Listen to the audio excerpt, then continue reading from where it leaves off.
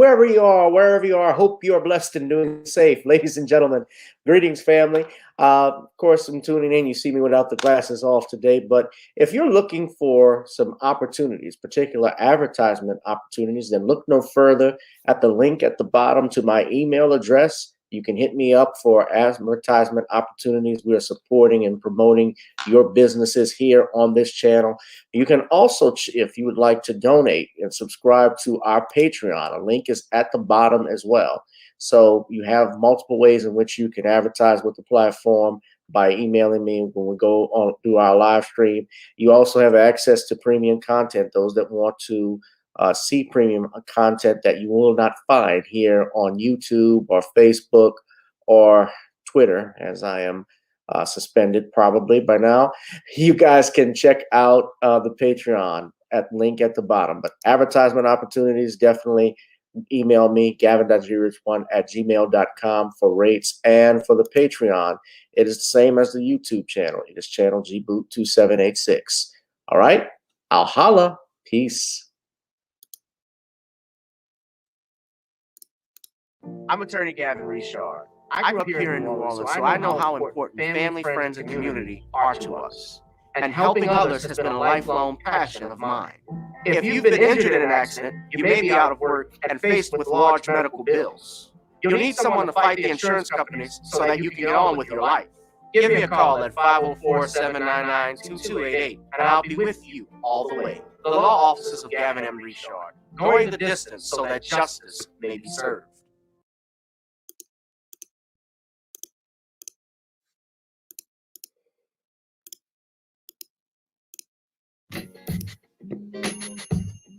Hi, I'm attorney Gavin M. Richard.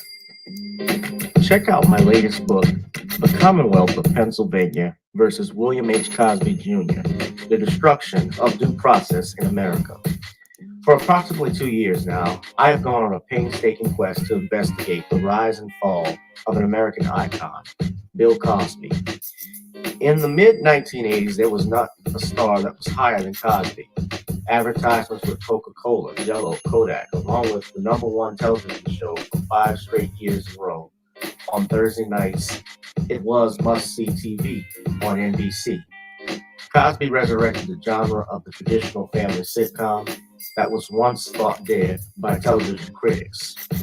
He did this as a Black American with an all-Black cast and showed mainstream network executives in white America that it was possible to be successful without showing the worst in people. He also demonstrated the power that television had, as it can make younger people dream to be the best that they can be. However, like many celebrity stars, unfortunately, they all come crashing down, sometimes by their own fault, others not so much. In this book, I attempted to highlight certain things. We go in depth into both of his trials in 2017 and 2018, respectively. What if I told you that these criminal trials were politically motivated by an overzealous district attorney? Will you also be shocked to learn the attacks on Mr. Cosby did not start in 2014, but also in the 90s, not long after his attempted quest to purchase a major network? From where did all of these allegations of sexual misconduct come from? Were the accusers telling the truth? In the 2 years of research, with some help from others interested in learning the truth and facts about this case, we discussed both the legal reasons why his prosecution and trial were illegal, unwarranted, and also the possible personal motives as to why this may have occurred.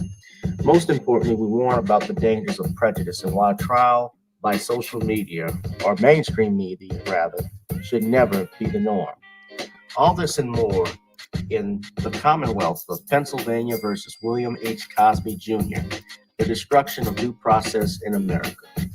Available on Amazon this fall in Kindle and paperback format.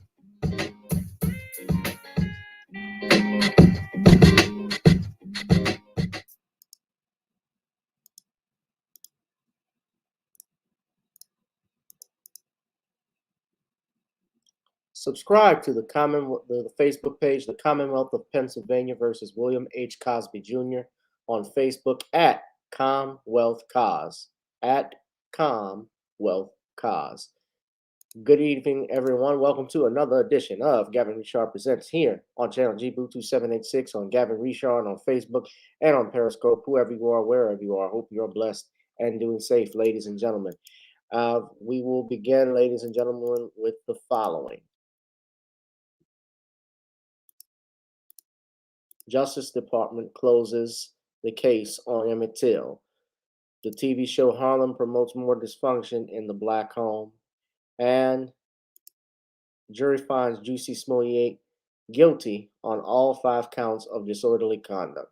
All this and more tonight. The place to be is right here with me. It is Random Topic Thursdays on channel G Bluetooth 786. Whoever you are, wherever you are, I hope you are blessed and doing safe. Ladies and gentlemen, we will be joined by our guest and friend always on this Thursday night, author extraordinaire of The Man Crisis, as well as the John Haynes series, brother Shawn James. Good evening, Shawn. Good evening, Gavin. How are you?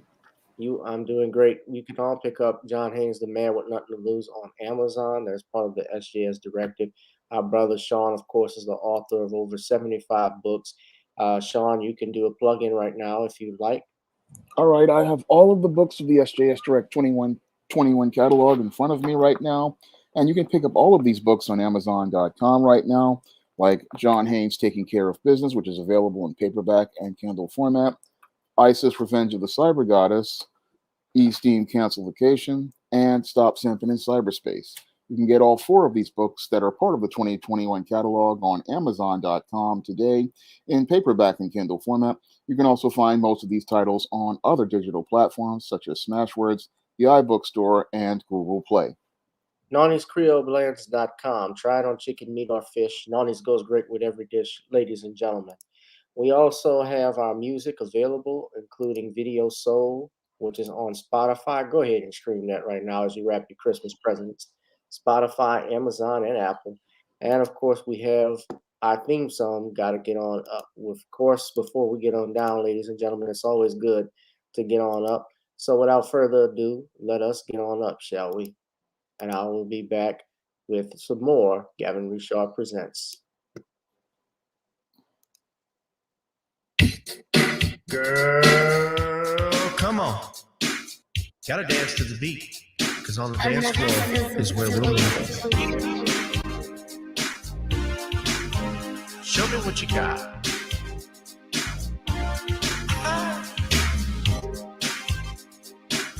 Gotta feel the groove. Feel the groove, get on the floor. Get on the... Right now the party's wasted. There's nothing much to do. But once the groove gets started, tell me, what do you have to lose? Just look into my eyes, girl, as we glide across the room. And what to my surprise now, the beat takes hold of you. Now if you're feeling like I'm feeling, so come on baby, let's start dealing. Time to get this party started. Ain't no time for the broken hearted. When the rhythm takes hold of you, there's only one thing left to do. Cause the beat is really moving. Time to get your body moving. Gotta get on up and move your body. Cause when the beat is really grooving, it's time to feel your body moving. Gotta get on up and shake something. Feel the groove, get on the floor. Get on the... Tell the DJ play the whispers. Rock steady in the mood. Put on Earth, Wind, and Fire. Tonight we're gonna groove. Show me how you do the 4 corners. Electric slide or 2. Hit the bus stop or do the bunny hop, baby. It's really up to you. Now if you're feeling like I'm feeling, so come on baby, let's start dealing. Time to get this party started. Ain't no time for the broken hearted. want it. When the rhythm takes hold of you, there's only one thing left to do. Cause the beat is really grooving. Time to get your body moving. Gotta get on up and move your body. Cause when the beat is really grooving, it's time to feel your body moving. Gotta get on up and shake something. Feel the groove, get on the floor. Get on the Now, 2020 hasn't been the best year of all times. We've been dealing with death, the pandemic, racism, bad policing, and all the bad rhymes. But like Uncle Snoop once said, if you breathe and you achieve. And so, if you're ready, I need you all to get on up. Are you ready? 1 and 2 and 3 and 4. Get your butt on the dance floor. 5 and 6 and 7, 8. This jam we appreciate. We're gonna slide and step on the beat. On the dance floor is where we'll be. feel the groove, get on the floor. Get on up And move your body. Cause when the beat is really grooving, it's time to feel your body moving. Gotta get on up and shake something. Feel the groove, get on the floor. Get on up. Yeah, gotta get on up. Come on, baby, gotta get on up. Baby. Feel the groove, get on the floor.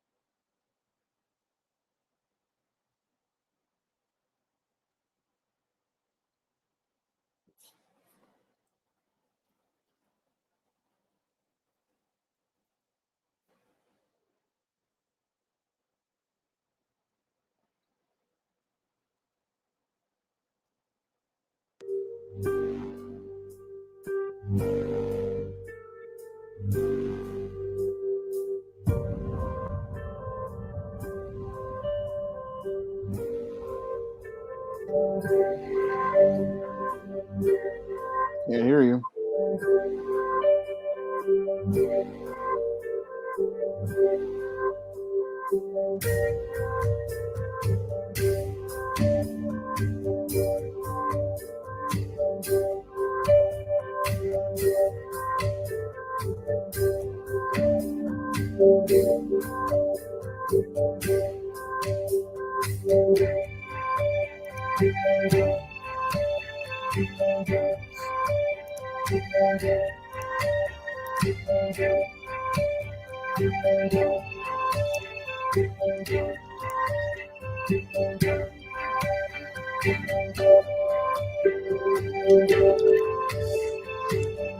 Okay, so this is an old video, apparently.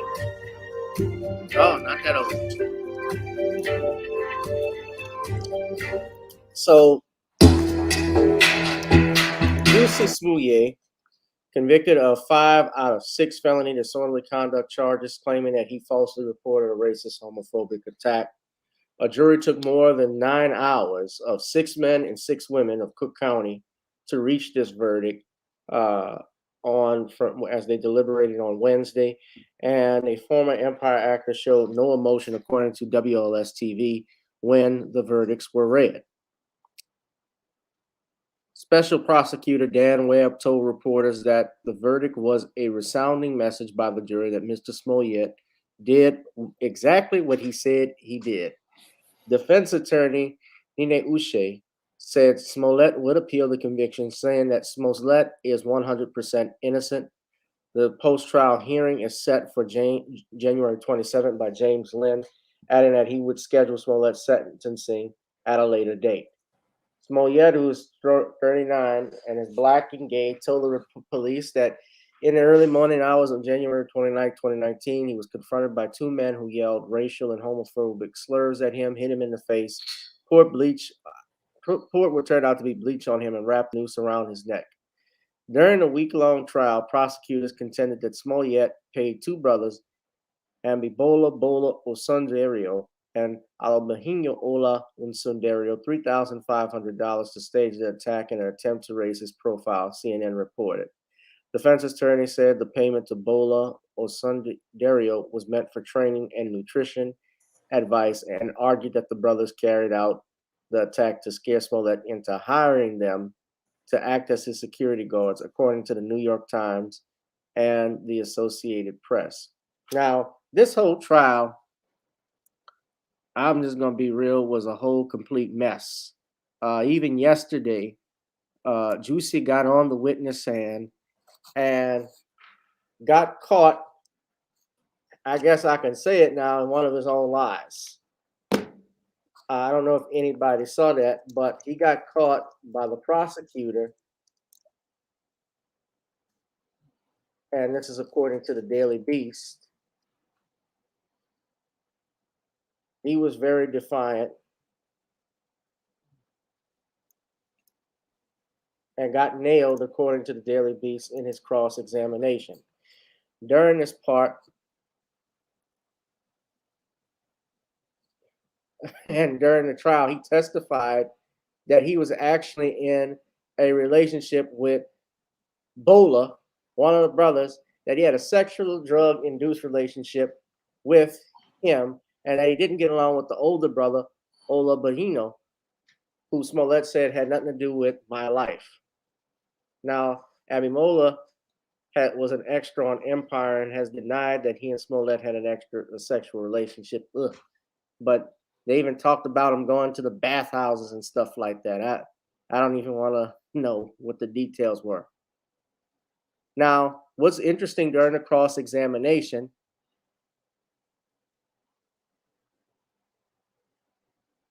he testified that he had, by the end of his cross-examination, Webb left many lingering questions about Smollett's account of what happened for the jurors to consider. Among them, if Smollett had delayed a workout with Ambibola that night as he testified, why were there no follow-up messages or calls about that? As Webb wrapped up his questioning, he asked Smollett if getting a few bruises had really impacted his acting career, to which Smollett replied, "Mr. Webb, I have a scar under my eye that looks like a bag for the rest of my life." Smollett replied while also mentioning a black circle on his face. "It's absolutely a problem." Webb then showed Smollett a photo of him during his controversial February 29 Good Morning America interview with Robin Roberts a few weeks after the attack. In the photo, Smollett did not appear to have any of the markings he just described on the stand. Smollett clapped back, asking Webb if he knows what Hollywood interviews are like, and insisting that the makeup provided to him on set makes me look much better. Okay. And I'm not a fan of the Daily Beast. Now, you have some of our people who think that Jussie should not get any jail time. Even though he did wrong, they want to stay on cool. They don't think he should get sentenced for this. Some people bring up the fact that these Karens who file fake 911 calls or make the fake 911 calls don't get dealt with, which is true. But Sean, what do you think about it? Because as myself, I was a victim of a hate crime. I take this offends me greatly because it hurts the next victim. I think of this verdict was the way it was supposed to go because Jussie Smollett's behavior was just reprehensible. And just to go out here and make yourself the victim of a hate crime to try to get a raise and more prominence in a role, that just is egregious behavior as I see it. Your musty, dusty Jussie Smollett practically showed how unethical he was by orchestrating this stunt, and he didn't think about the consequences of his actions at all on the American people. No, not he didn't think about how he was going to polarize people as related to race relations, because whenever you say somebody is the victim of a hate crime, it leads to people getting emotional and getting polarized on both sides, and it could have led to somebody possibly winding up getting hurt because people would have rallied for your Jussie, and that could have led to some really serious violence in the streets. But your Jussie Smollett didn't care about that because he wanted to get attention for himself, and he wanted to make himself out to be this martyr that people would sympathize for and try to use that as leverage to get a raise from Lee Daniels on Empire. And that, again, is just absolutely reprehensible to do, and there's only one place for a man like this, and that is prison. Because to sit there and make a false police report and use police resources to polarize people and use the media to polarize people, that shows just a complete malice of forethought, a complete disregard for human life, and a complete disregard for Black people, because it would be Black people who would have had to deal with the racial tensions as a result of his behavior, because he was sitting there talking about how these MAGA supporters were attacking him, and that would have We set don't off know a where the lot of story's people. going to happen. We have So I look at Jussie Smollett, and yes, he just needs to be punished for this, because we cannot have people going out here and creating these false police reports, making themselves out to be a false victim. No, these hate crimes are very serious matters, and they need to be dealt with, and they need to be something that we take seriously, and we need to show that we can't stand behind a person like this. Well, let me just play devil's advocate, Sean.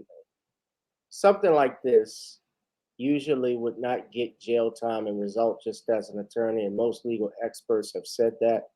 Although Smollett didn't do any favors by testifying because he got exposed on a lot of his bullshit. But I personally don't think he's going to get jail. Well, I won't say he won't get jail time. I don't think he'll get 3 years in prison for this, likely. And what was interesting is that Kim Fox, the prosecutor of Cook County, the DA, she declined even after he was arrested to press charges further and just had him forfeit his bond, which I thought was interesting. But it goes to show what happens when you have friends in high places. Uh, for those that think that he should not be punished because this was white, I've been seeing people say, well, look, white people do it all the time and make false reports. They don't get punished. Why should he? What would you say to that?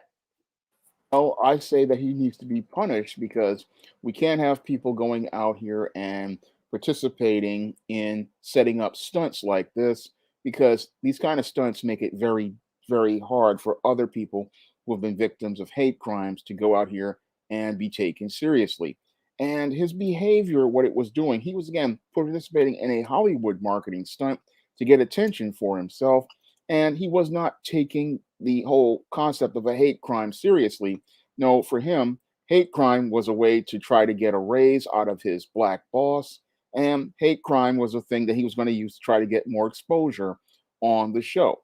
And that right there is something that should really disgust you, because this man was going out here and using race and sexual orientation as a way to make himself out to be a victim, and he didn't understand that when you go out here and make a statement like you've been assaulted like this, that you have people on that far right, like those MAGA supporters, and the far left, like that Black Lives Matter, and they'll take an incident like this and use it as a reason to go out here and participate in violent behavior. So he didn't understand that there are consequences for your actions, and this could have led to some real serious stuff going on in the streets, like we saw with George Floyd. He wasn't really thinking about again, long-term consequences of his actions, and all it was for him was all about him getting that attention for himself, all about him getting that fame, and all about him making this big payday at the expense of Black America. And he really he didn't really care about race relations. It was all about him. And again, that type of behavior needs to be punished, because we can't have people going out here and making false statements like this and thinking, oh, it's just some minor event. Because if a white man were to go out here, and I know that white supremacists will slap their guys on the wrist, but we have to understand that we have to hold our people to a standard, because when we have our people going out here and making false claims, what that does is it allows the racists to feel like they're justified in dismissing claims of hate crimes and violence. Yes, and I agree with that. Let me point out this though too.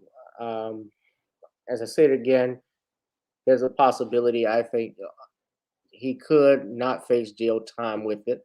Uh, then again, he is Black, but he's also gay. My understanding too, and I pointed this out, he's related to Kamala Harris, I believe by marriage. So I doubt anything would happen. But the reason why, obviously, a lot of people were pissed off, especially the city of Chicago. You got to realize this, and those saying that he should just walk. This was when this happened. He was the #1 trending story at that time as a result of this. He had celebrities come out in support of him and defense of him. He was going to concerts, performing, calling himself the gay Tupac. It all didn't pass the smell test from the beginning for me. And you have a prosecutor who who just said forfeit your bond and was not going to press charges from that. That's disturbing in and of itself. Now, I'm a defense attorney. I, I have clients who get prosecuted for far less serious offenses than this. And this is not even a serious offense. So they wanted it a class felony. Why? Because all the attention they put in, the man hours they put in investigating this, they made this a priority. And to find out that he lied and made it up, they were pissed off. So he wanted attention. Guess what? He's getting it.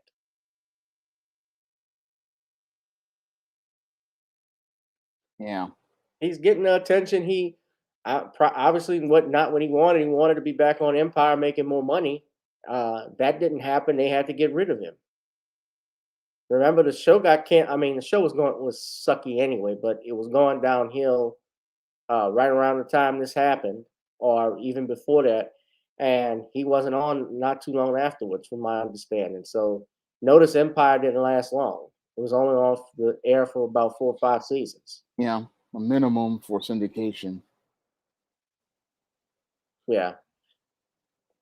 The brothers Jussie hired, they pled state's evidence, so they're not facing any criminal charges. Yeah. So I'm not surprised by this. Yeah, he lied. He has to pay. That's what Tyree says. And let me say this, and I've seen a few of my colleagues who are talking about they didn't want him to do jail time or anything like that. Remember this too. I get we stay on code with stuff, but Jussie Smollett or Jussie wouldn't give, if this was a Black straight man, he wouldn't give a shit about you. You really think he would care? No, I doubt anybody would. No, he wouldn't. He's there pushing an agenda. I mean, do I think on average should somebody do 3 years in prison for lying? It depends on how serious it was. Something like this necessarily, if it wasn't him, this would be all water under the bridge. You pay a fine and do community service. But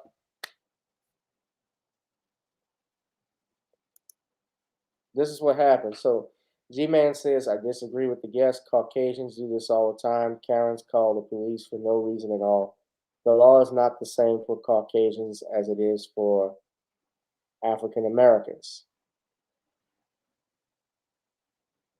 Okay. I'm sure, Sean, you disagree with G-Man. Oh, I disagree with that because he could have led to some people getting hurt, and the whole thing is when he made that whole claim again, he put people's lives at risk. I mean, this country's in a very tense place, and there's no place for participating in this type of action and putting people's lives at risk because he just again really selfish. And I know people want to see him get just a minor punishment, but you don't understand the long-term damage this man could have done if he had been able to get that story had gotten traction. I mean, when we have groups like again BLM and all these other groups out here looking to incite violence, you have to really understand the consequences of this man's actions and how dangerous they were to everyone. Words, sticks and stones may break my bones, but words will never hurt me. But words do have consequences, and they can hurt depending on what they are. So, yeah, I get what you're saying, and Judge Joe Brown was even saying the same thing about it. He said he would have taken it to trial as a judge. He wouldn't have had them just go ahead and dismiss it, so he forfeits his bond. But and to explain what a bond is, a bond basically means you're going to show up to court. You pay money, you put up a bond for your appearance, and you put up the money, the 10%, that says I will be here in court by setting your bond. That's why they have a bond attached to you. So the fact Kim Fox did this was, even more disturbing. Yeah, it was. It's like it's just disturbing all around. Because would you do that? Would you give that treatment to anyone else? If No, I wouldn't. no, then yeah, she shouldn't have done it. So hit that like, share, and subscribe button, ladies and gentlemen. The stranger says Tiny and Bubba are gonna get juicy. Yeah, they gonna get him. Man, I don't see that.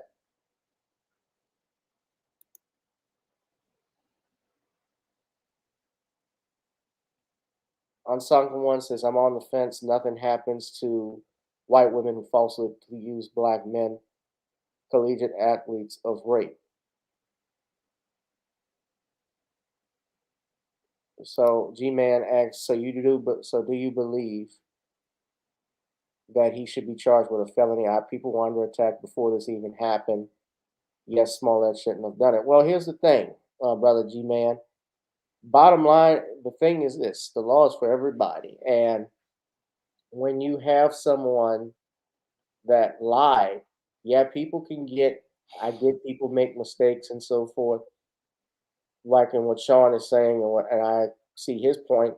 His lie could have had serious consequences. What if you had some of these protesters or marchers out there? This was in 2019, out there and causing this, and see what we saw after what happened with George Floyd. Now, I get what you're saying. Yeah, white women people don't get attacked. I hear what Unsung One, but monkey see, monkey do. Monkey make a fool out of you. You don't copy other people. And he wasn't doing this obviously for black people. He was doing it for, I'm flat out, he was doing it for LGBTQ. Let's be real. He was really not even that. He was doing it for himself. He was looking for a pay raise. It was all a scheme to get a pay raise. Right. I mean, do I think he should do 3 years in jail? Probably not, no. But the people were outraged that he did this. He wanted attention. Guess what? This is a consequence to that. The boy who cried wolf. Now just think of all other people who have a legitimate hate crime that happened to them, and how hard, if they're black and gay, or don't even have to be black and gay, if either or, how hard it would be for them to be believed by the police. Because they'll implement new policies and handle that. They will be skeptical, I think, from now on. He broke the law. Yeah. Now, if it were anybody else, he would probably get a slap on. I mean, likely you get slap on the wrist. But because of this, do I think he should be made an example of? I mean, because he lied and he blew it up, the fault is on him. That's all I have to say on it. Yeah.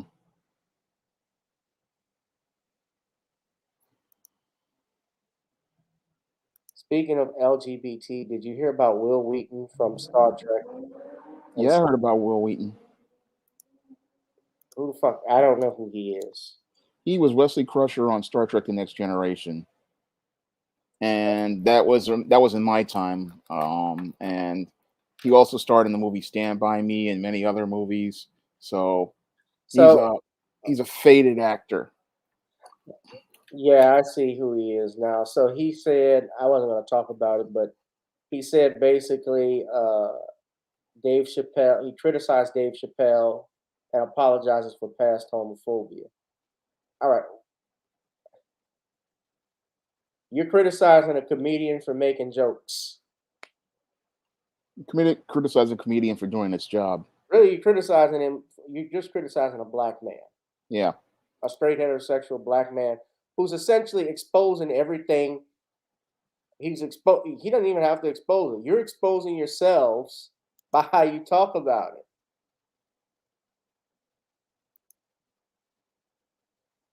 I mean, we're talking about this. His Dave Chappelle special came out in September, and we're still talking about this shit. Yeah, this is old. This is him. You 50 years old. You're 50 years old, almost 50 years old, talking about a comedian making a joke because of my past homophobia. What the fuck? What does it have to do with you? And when you talk about phobia, a phobia means fear. I don't think people hate when you say people criticize LGBTQ. It's not because they have a fear of them, it's because they find the behavior distasteful. I know people older than me, my father and stuff, who they do not support that. They came from a different generation. When you say phobia, it means a fear. I'm not scared of nobody. I have gay colleagues. Gay. I've had gay friends. I have gay clients. I've had straight people who cater to LGBTQ, and I had no problem representing them. That doesn't mean I have to go and walk them down the aisle either. That doesn't mean I have to go and support everything they do. Yeah, well, it looks like to me Will Wheaton is looking to try to get some brownie points and virtue signal because this story is already over with. Yeah, and why are they even entertaining it? It's just like it's over with. You're exactly right. I saw somebody tweeting about a Michael Jackson musical, talking about why the sexual assault allegations were not mentioned. It's a freaking musical, not a biography. It's a tribute to his music. And to answer your question, G-Man, because you asked how much time he can get, the most he can get is 3 years. So he exposed himself on the bench, talking about Jussie, he exposed himself on the bench with the judge and how things he said.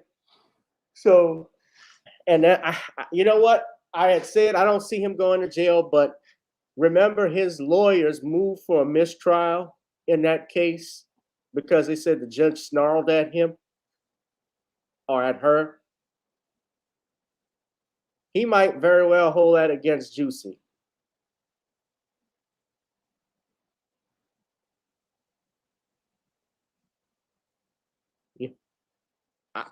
I could see that being held again. It shouldn't, but Lord, especially with all the media coverage and everything that's been going on, it wouldn't surprise me now if he did get jail time. I mean, on something like that, he shouldn't, but would it surprise me? No.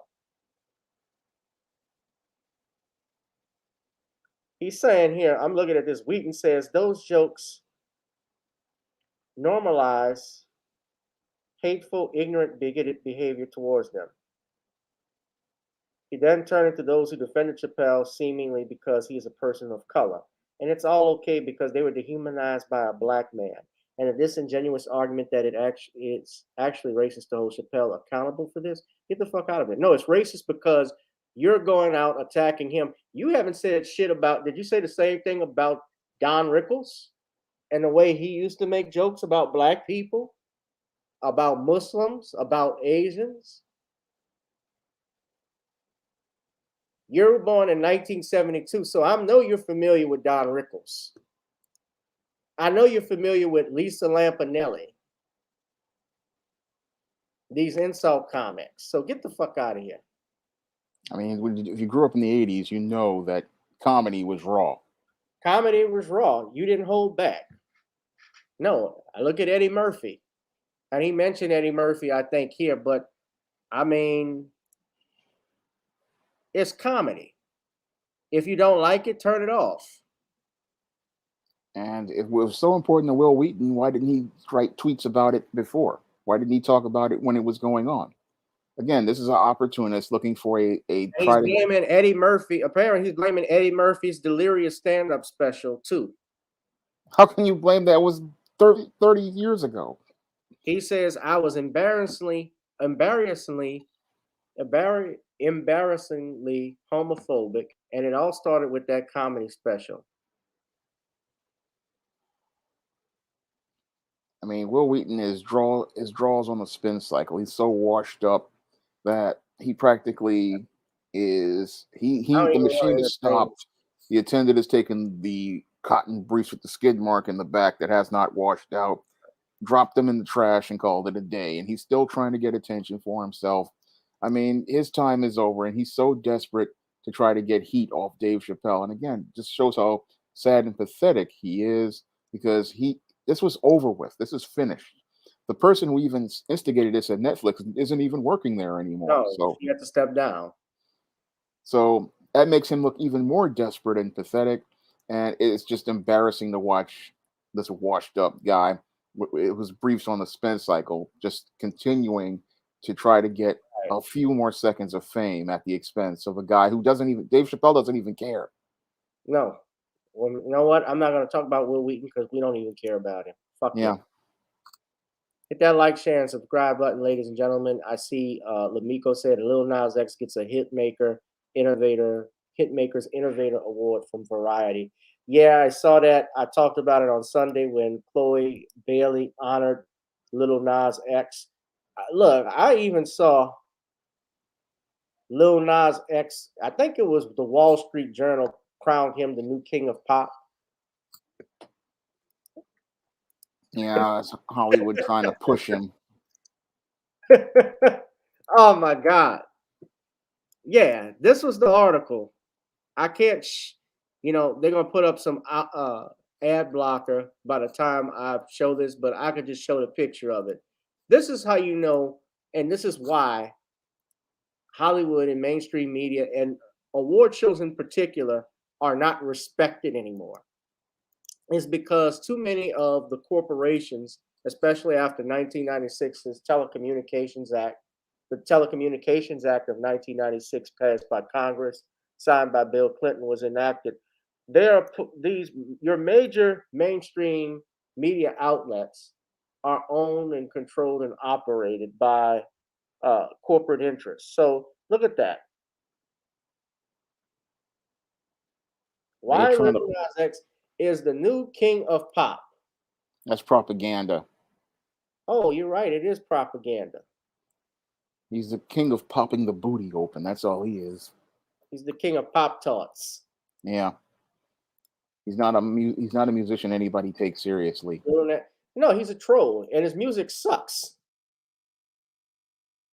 Most of these guys, if you know anything about the music industry, let me say this. A lot of the artists that are pushed today, I'm not going to say that some of them, there aren't some who aren't talented. Like, yes, I think Adele can sing, for instance. But do I think Adele is the next Whitney Houston or can sing better than Whitney. Adele couldn't even hold Aretha's microphone, yet alone sing better than Whitney. She's not on that level. She did not. No, absolutely not. But why is she pushed? Because she's white.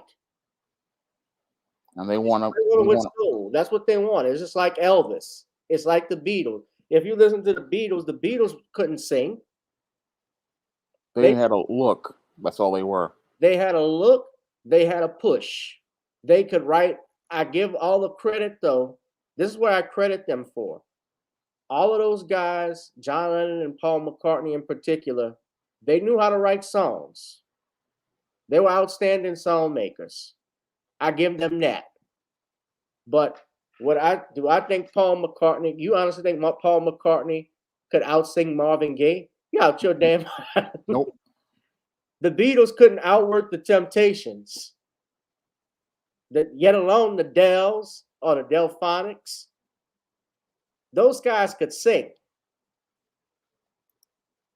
Heck, I was listening to an interview Dennis Edwards of the Temptations did years ago where he said the Beatles came up to them and hugging them saying, you guys are our biggest inspiration. Y'all are the greatest. Y'all are all of this.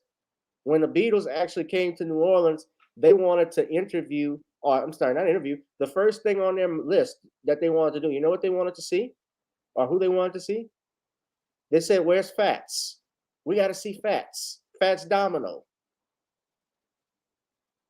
All of those men admired the black artists who don't get the credit that they deserve today. Now, I want to move in to talk about this. Speaking of propaganda, this TV show, and I know Tariq has done a video on it, but this TV show, Harlem, I had a chance to watch, and I want to drop a video. I'm going to drop a video on it later in the weekend about the show. But I watched the first episode of it, and it was straight. I don't know if anybody has had a chance to see it on Amazon, if not, but it was straight garbage. Now, in my opinion, and it pushes dysfunction. Now, if you're familiar with the show, the premise of it, the show is called Harlem, is on Amazon Prime, and it is produced by a woman who I believe, let me see.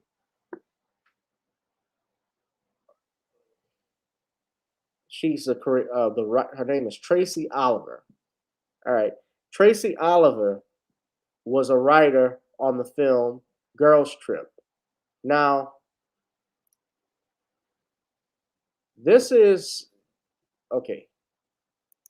These are the actresses that are on the show. And the lead actress is Megan Good. Okay, it's Megan Good. She plays the lead actress, the lead character. So she's basically Khadijah. Because all of these shows are based off, let's be honest, these 4 shows, they're based off of living single. Most of the women's shows you see today, the black female shows, they base it off of that because that was the quintessential prototype for even for Friends, because Friends even copied off of Living Single. That came first. Living Single came first before Friends. So the actresses are Jessie Johnson. She plays the lesbian in the film. She's a butch. Shaniqua Shandai plays the loudmouth friend who lives with the other female. Her name is. This is blocking the. I'm sorry. Hold on. Okay, Grace Byers plays Quinn. Shaniqua Shandai plays Angie. Sullivan Jones plays Jameson Royce. Jerry Johnson plays Ty. Now she is the lesbian in the on the TV show. Now Tariq did a breakdown of it because there were some scenes in it that were not kosher, and I'm gonna just go ahead and show this screenshot here because I watched it on, and I was even watching with my girlfriend, and she didn't even like it. She wasn't even laughing the whole time. it came on. There may have been one or two scenes that I laughed at, but this is what they have here. Now, my main issue is how they portray the black men, although this was the first episode. I get some people say, well, Gavin, it's the first episode. Why you won't see more of it? Because I just know the direction it's going. Yeah, we know where it's going. It's another attempt to try to push that alphabet agenda with black men. Now, this is what Tariq wrote. This Harlem on Prime is really an LGBT show disguised as a girl power vehicle. All the sex scenes are generally same-sex couples, which was true. And the one heterosexual sex scene that was about to happen was with Megan Good, but the dude got in bed and spread his Bucci cat open. Yeah, This, that's all part of alphabet. yeah. This told me all I needed to know. And then on top of it off, they had this bullshit scene in it. Now, this wasn't in the first episode. I didn't watch further. But look at this. No fries. No. You want to handle it? He's no. Skeet in her face and anything like rah, rah, rah. Look, I'm telling you, these hoes busted wide open for a 6-piece nugget. No fries. Yo, you gonna handle this? He's no. You know the rules. Yo, Aunt, chill. You got a lady present. Maybe the link she'll try so hard to look like a dude. Barbershop's a safe space. You're not using the term safe space correctly, dumbass. Yeah, well, she just laying there all nutted on and shit. Yo, CJ, please get your boy. Todd, what can I do? Ask family. I've been coming here for years. We've been, but me and Aunt family.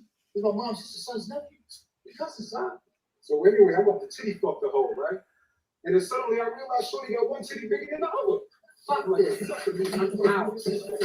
Now she gets upset. Skeeted in her face and anything like rah, rah, rah. Now I watched the first episode, okay? She gets upset. She gets upset over the heterosexual black men. And let me be honest with you. We don't even talk like this in a barbershop. If you've been to a barbershop, I'm not saying that we don't.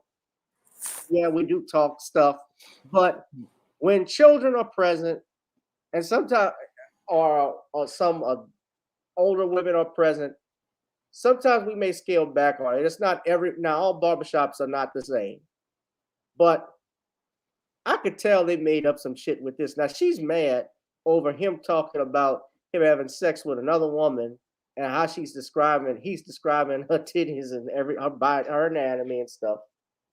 But what's messed up, but what's funny is that just in an episode earlier, she was talking about how her jaw got dislocated by eating out some girl's cat. That makes no sense. And you butch enough to come to a man's spot, but when men start talking like men, you got a problem with it. That's just shows how badly written this show is. I mean, usually these type of women, they usually go to the beauty salon to go get their haircut. I mean, if you're going to be masculine, then you have to deal with in a masculine environment. Then you usually going to have to sit there and listen to a conversation that men are having. But I look at this show Harlem, and it's not the Harlem I grew up experiencing as a kid because I had relatives who lived in Harlem, this is not the Harlem I know. This is some white leftist or some alphabet person's idea of Harlem.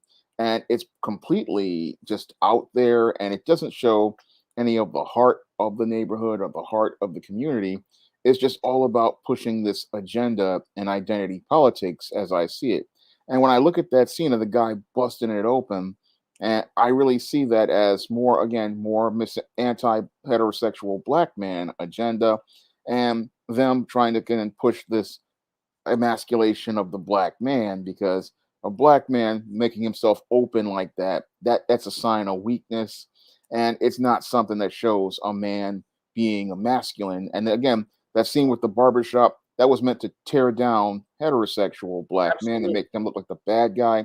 But how are we the bad guy when the masculine lesbian goes into a masculine environment and can't take handling men being men? That just shows me that this show, again, like Tarika said, is all about an agenda. And that agenda is trying to, again, masquerade as a black show, but it's an alphabet show, but it's an alphabet show with an ulterior motive. And that ulterior motive is to tear down heterosexual black men heterosexual black masculinity and heterosexual black manhood. Now, this is the sister. I don't know if she's FBA or not, but this is her, Tracy Oliver. She's an actress, director, writer, and producer. So she wrote Girls Trip. Uh, and if you listen to what brother Cat Williams even said, he saw that script for Girls Trip going around years before even Tiffany Haddish got it. So perhaps she was hired to do a rewrite over it. But well, I'm not going to diss her and say she can write it. She's the writer is credited on it, so she's the writer of it. Not a bad looking sister. She's cute. Very attractive. So Yeah. she's a staff. Now here's the interesting thing. She was a staff writer on ABC's The Neighbors and Survivor's Remorse. Now I don't know if you all remember that. I do remember that TV show, Survivor's Remorse. And I don't know if you ever watched it, Sean. I doubt you did if you watch TV. I don't watch TV like I used to. I mean, the content is just garbage these days. We know you didn't.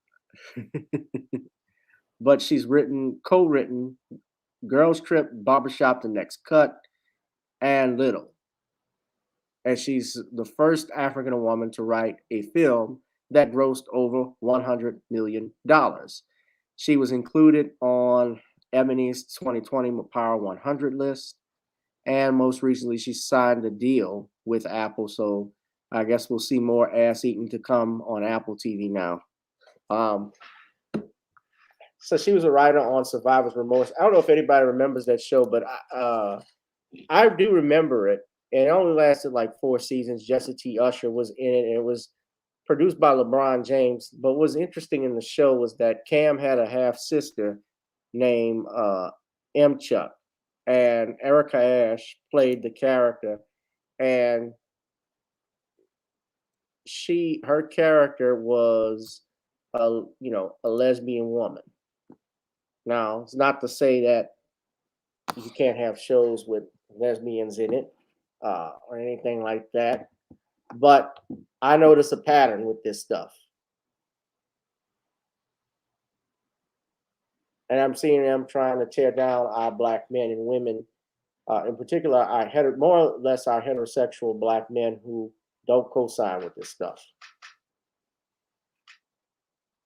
Yeah, it's they definitely use these type of content to go after heterosexual black men and women, and they use it to tear down healthy heterosexual black men and women's relationships. And they make it look like everything is about the alphabet being better than the heterosexual black man and the black woman. And I just ran into that when I was watching this movie Halle Berry directed called Bruised, where they practically made every heterosexual relationship toxic, but they made the relationship between Halle Berry's character, Jackie Justice, and her alphabet trainer the ideal relationship. So there's clearly an agenda as related to this kind of content, and it all ties into the whole idea of making it where healthy heterosexual black relationships are bad, but alphabet relationships between black people are good. Again, this is about socially engineering an idea in the minds of young black Americans. And that's why this media is so toxic, because what they want to do is get after your children and your young people, and they want to give them these kind of ideas that this relationship is better than the other. And that's another reason why I just cannot support any of this content, because they don't want to promote black love. All they want to do is push anti-black racism in the form of so-called diversity as related to these alphabet programs in a passive-aggressive fashion. Passively, they include black people, but aggressively, they attack heterosexual black relationships. And this type of content, it just is all about promoting, again, that anti-black racism in a so-called diversity package that's a Trojan horse.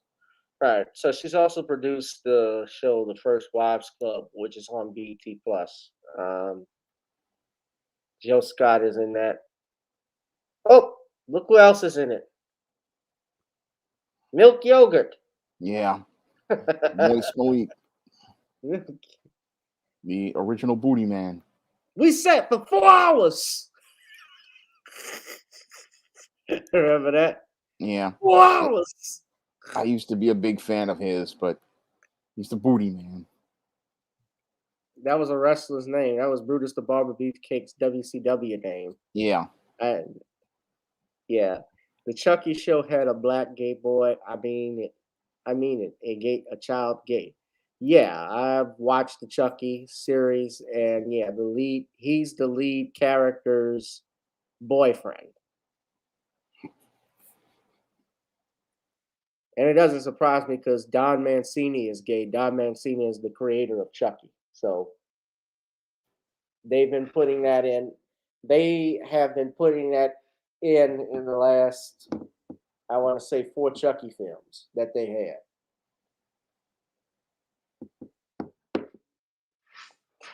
So yeah, but no, I likely when I know for a fact I will not be watching the show. Uh, we can't support anything like that. And it wasn't even funny. I couldn't laugh at it. I wasn't trying to. I found myself looking at it. I was trying to find something positive if I could to look at it. I just couldn't. And it was hard because yes, I went in there with the warning of what was going on, but when I saw the sister who's the lesbian, her character, yeah, I just fell out with it, and that and Megan Good about to eat ass. That Yeah, that's and just Megan Good is a pastor's wife. and I mean sodomite behavior. I can't get with it. Sorry. Right. She got criticized for that, and the creator of the show even got criticized for putting that one scene in at the barbershop that we just saw, and Tariq was talking about it. Um, what say you, ladies and gentlemen, who has plans to watch this? If you don't, most of us, people I'm seeing, they're not interested in watching it. Because that's not the Harlem that anybody knows. If you lived here in New York and you were in Harlem, you know that it's a neighborhood with its own heart, a neighborhood with its own distinct feel. I mean, there are films that do capture Harlem, like The Last Dragon captured Harlem from the '80s. But if you lived in Harlem and knew it, you would know that there's an energy all about that neighborhood, and I don't see that in that at all. I mean, Harlem, when you've lived there and knew people there, it's a completely different experience. Yeah. Well, And in my novel Spellbound, I captured Harlem from Sugar Hill, which is the highest part where where all these high end brownstones are, all the way down to 125th and 110th. I mean, I can tell you all about Harlem because again, family members there. I've been in the neighborhood. I've gone down to places like the Magic Johnson in Harlem. I remember when Harlem was just a whole lot of small stores and stuff. I remember the gentrification from the Clinton era. So I know the neighborhood, and I'm not hearing anything here. All I see from this writer is just somebody who got some ideas about Harlem and then wants to wrap an alphabet agenda around it. But you're not talking to anybody who knows the neighborhood, knows the people, knows the spots, and knows the community, and knows that it just has a complete energy around that neighborhood and a complete heart that if once you know it, you know it. yeah. Well, I certainly look forward to. Yeah, I would like to visit Harlem, but I'm hearing that Harlem is not the same. Especially, I even noticed it, Sean, when I would watch Showtime at the Apollo. The atmosphere changed. It wasn't the Yeah, it same. changed with the gentrification of Right. the 2010s, but there are still some parts of it that are still there. It's like if you go up to Edgecombe and on 145th, a lot of that neighborhood is still like it was, but like the original Harlem. I mean, that was the area with all the brownstones, and it's very high end. I mean, I used to go shopping to the supermarket there all the time when I was living in my old neighborhood. I would get on the Bronx 19 bus and go over to that part of town. There's a food town that I used to go over there and go get my groceries from, and that part of Harlem is very beautiful. I got inspired to write the novel Spellbound from my trips to the supermarket over there. And when I read about the history of that part of Harlem, that was the part where many of our great musicians and many of our middle class lived, because a lot of Pullman porters bought a lot of homes in that part of town. And people don't really know the history of Harlem, and they come up here with this show, and it's all about this agenda. But if you knew the neighborhood, you would look at this show and go, "That's not anything that has anything to do with this." She said, Bossa Queenie. What's up, Bossa Queenie? She says, I think Megan and her hub are breaking up. I heard they ain't posted on each other's IG in months. Well, Yeah. That's like Jalen Rose and Molly Quorum are getting a divorce. We didn't see that coming, though. Remember, Molly Quorum is the host of First Take. She's the moderator. And remember that thing that happened with LeVar Ball when she got mad about him saying switch gears and stuff? They took it as being sexual. Yeah, I remember that shit. Yeah, but it changed with the gentrification. Harlem's not the same. I remember Showtime at the Apollo when all of that stuff changed. yeah.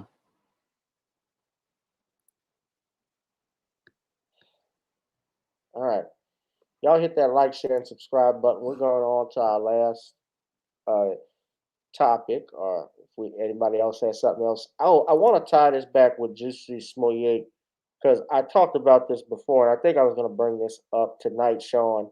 You did a video about Don Lemon and Chris Cuomo, particularly Cuomo being fired, and then Don Lemon, of course, being in trouble for Jussie Smollett's testimony, Jussie's testimony that Don Lemon had tipped him off about the police. Do you see anything happening to Don Lemon? Because it looks like CNN. I've seen Discovery is in the process of acquiring your CNN, and I could imagine CNN clearing house. I was never a fan of Don Lemon, and I've went over it before. But what do you think is going to happen with that? I think Don Lemon is going to be fired, and I think Jeff Zucker is going to be fired, because there's a serious anyway.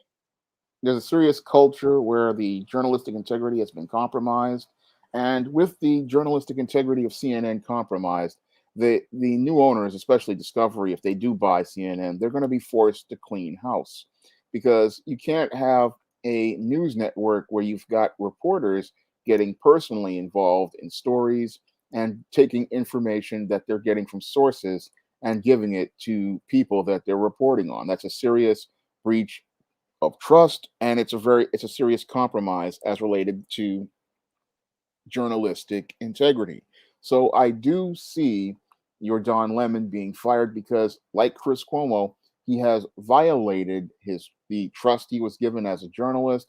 He did not remain objective, and he has gone out here, and if he participated in the same unethical behavior, I see he's definitely going to be showed the door, and he definitely should be shown the door, because a reporter's job is not to get involved in the stories that they're reporting on.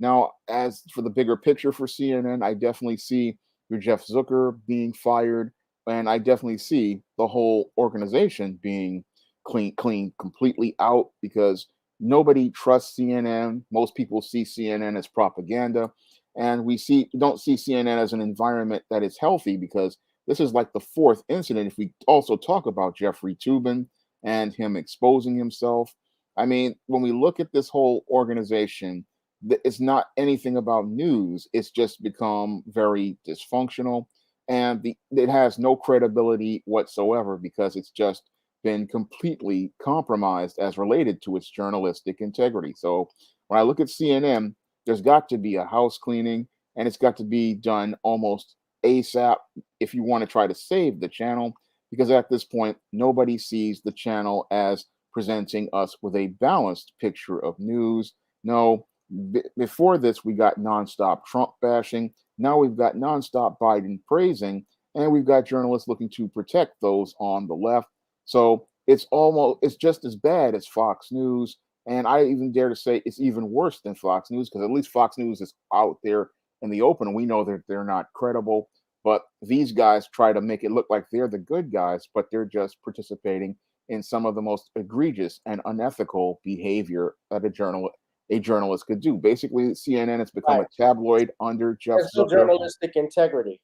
Yeah, CNN has become a tabloid under him, and they definitely need to just overhaul the entire organization, bring in a new group of reporters, and start really establishing better journalistic standards.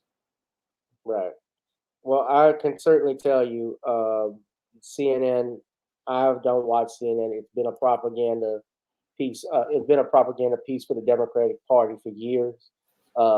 Really, go back to the '90s after the Gulf War incident when they faked that strike that was going to come. That really should have told everybody about CNN. It hasn't really had any credibility, in my opinion, since Bernard Shaw was there. So, Yeah. or even if not Bernard Shaw, Larry King. I thought Larry King was a journalist. He was a professional when he did his stuff, and that's why he left CNN and started doing his own things independent of them, and was still getting 1 million views. Yeah, exactly. That's what I'm talking about. The Operation Desert Storm. Yeah, they got caught faking stuff, putting those gas masks on. Donna Lemonade can go. And remember this: Don was voted worst newscaster. I told you this. Worst journalist of 2014. So he has no integrity So whatsoever. why did he keep his job? Now that was Hollywood Reporter at that point did this story, and Columbia Journalism Review gave him the worst journalist of 2014, made him the worst journalist of 2014.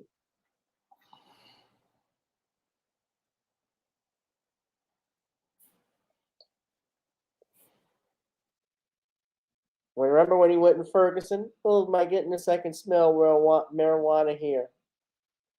Let's not forget when he was on CNN and said black people didn't have a problem with stop and frisk in New York.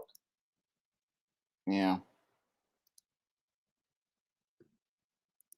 He needs to go with Chrissy.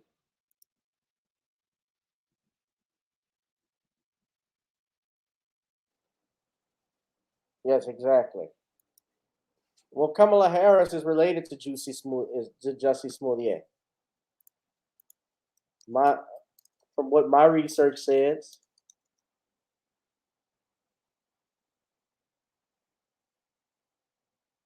I believe they're related via marriage.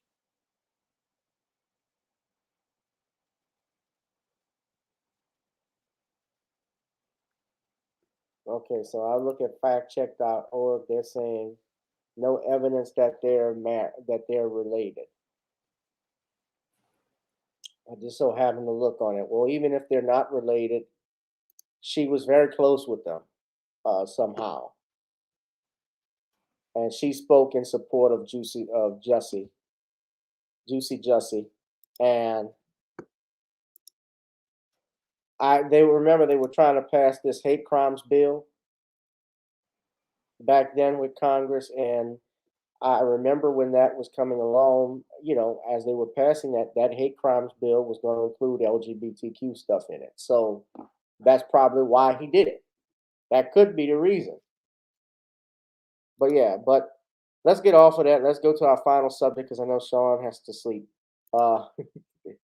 Justice Department closes case on, this isn't funny, of course, but Justice Department announced that they will close the case on Emmett Till. It was just announced earlier that the Justice Department's Atlanta location, in conjunction with investigators out in Mississippi, as well, announced on Monday that it had closed an investigation into the abduction and murder of Emmett Till, the African-American teenager whose gruesome killing by two white men more than 6 decades ago in Mississippi helped begin the civil rights movement. A news release on December 6th stated federal officials said there was not enough evidence to pursue charges in this case, which was reopened after a historian claimed in a book that Carolyn Bryant Dunham, the central witness whose account of an encounter with Emmett led to his death, had recanted the most salacious portions of her story, that he grabbed her and made sexually suggestive remarks. Citing the statute of limitations and Ms. Dunham's denial that she had ever changed her story, the Justice Department said it could not move forward with prosecuting her for perjury. During the trial, Dunham had claimed, and I don't use the mistitle on her, Dunham claimed that the teenager had made sexually vulgar comments toward her and physical contact. However, in the book published in 2017, The Blood of Emmett Till, by author Timothy B. Tyson, the author wrote that Ms. Dunham had recanted her testimony in a 2008 interview, saying that the earlier stories she told were not true. Nothing that boy did could ever justify what happened to him. Mr. Tyson, a researcher and historian at Duke University, quoted Dunham as saying in the book, Tyson's claim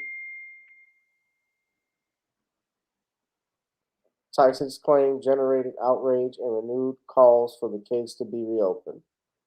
Kristen Clark, who led the Justice Department Civil Rights Division, delivered the news to the family in person that the case was formally closed. In a statement on Monday, the Justice Department said Mr. Tyson, despite saying he had recorded 2 interviews with Dunham, provided just 1 recording to the FBI that did not contain a recantation. Mr. Tyson said that although he did not record Ms. Dunham's recantation, he took detailed notes. Carolyn started spilling the beans before I got the recorder going. I documented her words carefully. Mr. Tyson said in an email on Monday, adding, my reporting is rock solid. At a news conference in Chicago, don't worry, I'm not going to read everything, guys. Emmett's family members said they were disappointed by the result of the investigation, but were not surprised. I did not expect that they would have found any new evidence, said Ollie Gordon, one of Emmett's cousins, adding, I asked, where do we go from here? The Reverend Willie Parker Jr., Emmett's cousin and best friend, who was in the Middle Mississippi Delta house when Emmett was kidnapped in the middle of the night, said the conclusion of the investigation marked the end of a painful 66 years for Emmett's loved ones.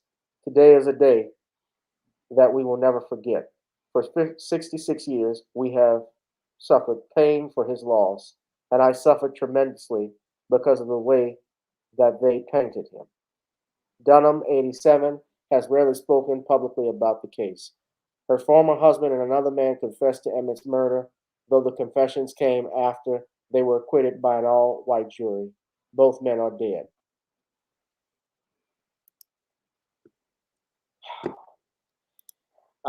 This does not surprise me. Now, let me just say this, too. My understanding, and I've seen, if I could, let me see if I could pull up that tape. But Shawn, I want to get your take and your thoughts on this. But I'm going to pull up the 60 Minutes interview that the late Ed Bradley did with some of Emmett Till's family members. And they specifically mentioned at the trial, hearing a woman point out Emmett Till, saying that's him. But Shawn, before I do that, I want to get your take, as you've been sitting here patiently. What do you think? Your thoughts on this? Well, it's sad that the Justice Department is closing the case on Emmett Till, and it's sad that the Till family will not get any justice. But this wasn't a surprise to me because your white supremacist America never wants to hold anyone accountable, especially a white female.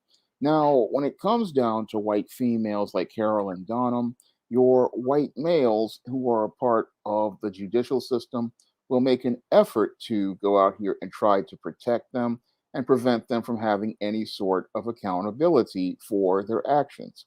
Now, this revelation that your Carolyn Dunham basically orchestrated this whole thing was revealed a couple of years ago, and it's clear that she perjured herself on the stand, but the judicial system goes out of its way to protect her And again, your white supremacists will always go out of their way to protect a white female, even though she was the one who started everything and did this all basically took this boy's life as some sort of crap test on her white husband and her brother.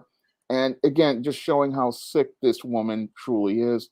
And what's sad is that men here in America won't be the ones to mete out justice on this evil woman. We have to wait for God to mete out justice on this woman and finally punish her for the crime that she committed. But this is nothing new when it comes down to, again, our American justice system, because our American justice system, in some cases, is white supremacist, and they don't want to hold anybody accountable for the evil that they do, especially your American white female.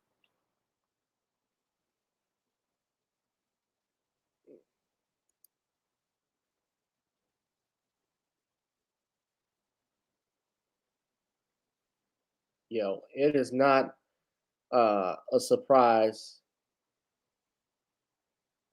that she is not going to be punished. Absolutely, with this, they went out of their way to protect this woman. But let me pull up the video, ladies and gentlemen. Let's see this bitch. That's right. I'm a lawyer, but you know what? I'm a black man first. Fuck being professional. She killed this boy.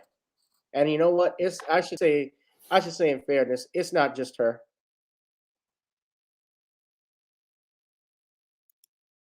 Because I even heard there were blacks involved. I don't know if you knew this, Sean, but there were black men that were involved. Some black people involved in Emmett Till's lynching as well, with helping there. I still can't understand, and I know that the dead are dead. I mean, I don't like shaming the dead, but the dead are dead. But how Emmett's uncle would even allow him to be kidnapped? How could they sit there and allow this back then? I would have to fight with everything in my bone, even to the death, before I would let any member of my family. And I know I'm playing second quarter, Monday morning quarterback. It's after the fact, but I couldn't allow this. But let me play the video. Let's see this. Let's see this bitch. Now this is from. You mind me saying that, Sean? No, I don't think you do, because this is not a woman. She's a child murderer, in my opinion. When J.W. Milam and Roy Bryant came to wait, we got to do this. Darius, please put up the fair use disclaimer. Yeah, brother Sean, brother Ron Hurd, shout out to We All Be News. He pointed this out. He pointed this out, and that's how I heard. I didn't know that there were black men involved. Even Harvey talked about it, because remember, Emmett is from Chicago. But let's go ahead. Let's play it. Let me rewind it. Fair use. This is for commentary and educational purposes only. When J.W. Milam and Roy Bryant came to take Emmett Till, he also said he heard a woman's voice that night coming from a truck parked outside. He believed it was Roy Bryant's wife, Carolyn, the woman Emmett Till had whistled at several days earlier. I'm old. His wife, Carolyn. Might get mad for me. There may be some question why I would roast her, but we're going to roast her ass. You're damn right. Now, the only fault I have with Emmett is taste. If Emmett even did flirt with this woman, she is not attractive at all. No, mediocre at best. Like she came out of Beetlejuice. That's the only thing I question. But he was 14. Really, you wanted this? Get out of here. This bag. And you know what? Emmett was a good-looking kid, so who knows? She was probably into him. And tried to holler at him. I've heard stories about Carolyn Bryant in the past. Oh, yeah. Oh, I'm going to bring it, baby. I have no filter. Not tonight. Not for her ass. Don't you dare tell me, be polite. Don't say this. Don't say it. No, hell no. Y'all get mad and call OJ a murderer, even though OJ was acquitted. This dusty ass bitch gets no sympathy from me. That several days earlier inside her husband's grocery store in Money, Mississippi. Mo's Wright's son Simeon, Emmett's cousin, says his father told him the same thing. Oh, yes, it was another man standing on the porch. My dad talked about it. There was another person in the truck. I know he didn't. Well, he may have. All I'm saying is, let's say if he did flirt, that was the story I was always heard, that he whistled at her. And from what you saw, what I'm saying, Judah, is that was what was reported by that author, Timothy Tyson. He said she recanted and said that never happened, but because he did not record it rather, that's why that wasn't on the tape.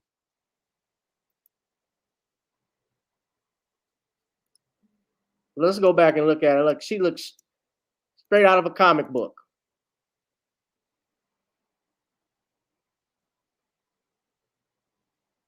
Looking like the devil. I would call her Morticia Adams, but even Morticia was more attractive than her. I'll give Morticia that. She's Mortician, more like Cousin Thing. You stick her face in some cookie dough, you'd make which cookies? Till had whistled at several days earlier inside her husband's grocery store in Money, Mississippi. Mo's Wright's son Simeon, Emmett's cousin, says his father told him the same thing. Oh, yes, it was another man standing on the porch. My dad talked about it. There was another person in the truck, because when they marched Emmett out to the truck, and they asked the person inside the truck, is this the one? My dad said he heard a woman's voice identifying Emmett as the boy that did the whistling. So that must have been Bryant's wife, Mr. Bryant? At that time, we believed it was Bryant's wife, and after 48 and some odd years, there's nothing has arisen to dispel that belief.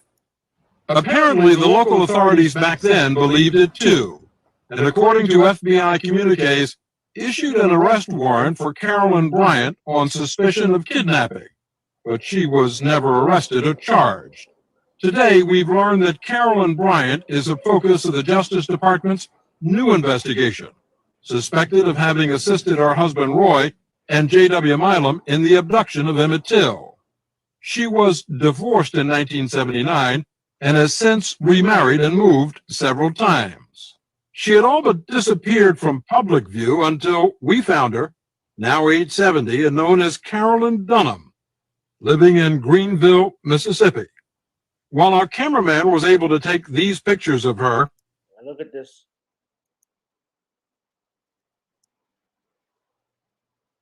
Now look at this bag of gas.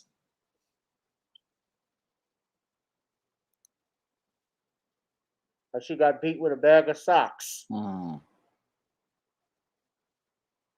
Time has not been kind to that face.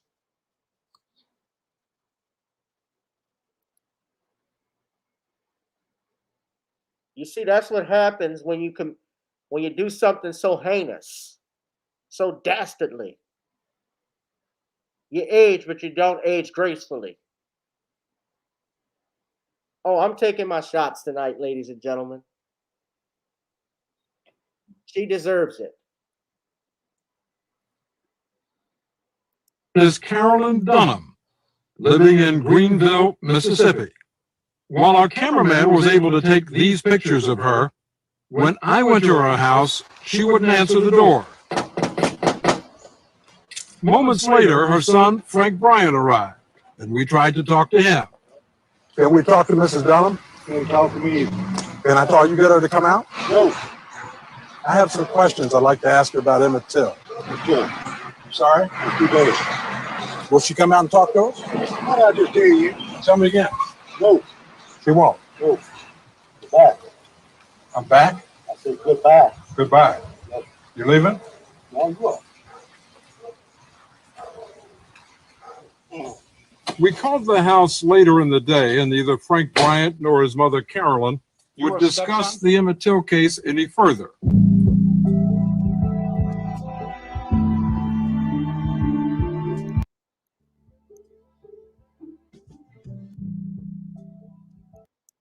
I'm gonna mute it because I don't want any copyrights, but that's her.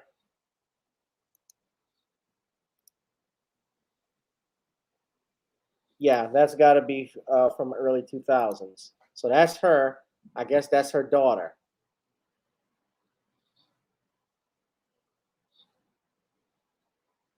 Now she's living her life. Acting like nothing happened. And Emmett's is snuffed away.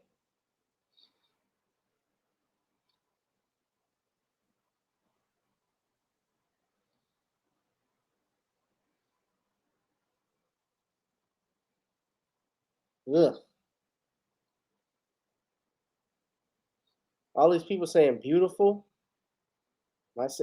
Is it? That's not her. That's got to be her daughter. Yeah. Still, that's saying beautiful. Ugh.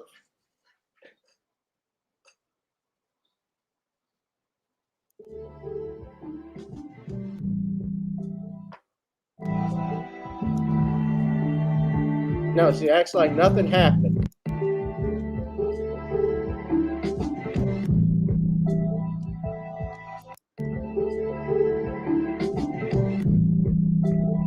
Thomas Bryant, me and my brother, and also sister. So that's her kids.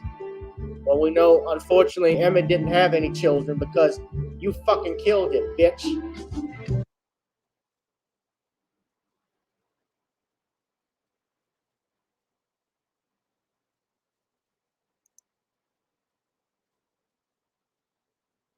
Well, she got divorced and remarried. I don't know if she had the daughter afterwards, but obviously they had the daughter. Well, no, they had to have had the daughter around that time. She got remarried.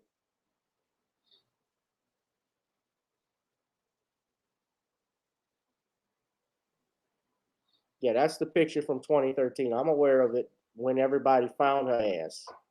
And we know Ed Bradley passed away back in 2005, or if I'm not mistaken, from cancer. So that was an old interview that he had conducted. It was 2006 when Ed Bradley passed. I'm sorry, that he had conducted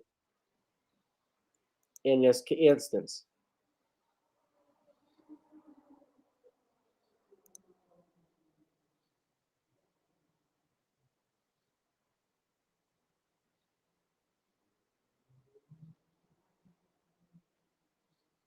But she's living her life. It's not a surprise. And let me say this. The Justice Department, the FBI, they have never been friends to the Black community under any circumstances.